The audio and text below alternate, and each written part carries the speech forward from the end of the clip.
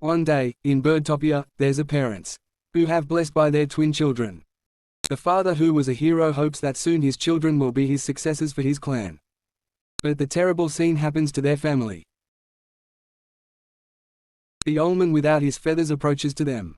For the unknowing reason, he looks like he wants to steal their children. The mother escaped with her son when the father is protecting his daughter. Still, no one have ever heard about the father and the daughter. At last, her son was safe. Until now. The mother adopts her son as a child without the father. She tells him that he must protect the world and anything as he deserves for family. But after 4 years, his mother dead because disease. 9 years later, the son grows up to be the hero of Birdtopia. He has his own name by his mother. The name that we called him. Billy Icarus, the bird warrior.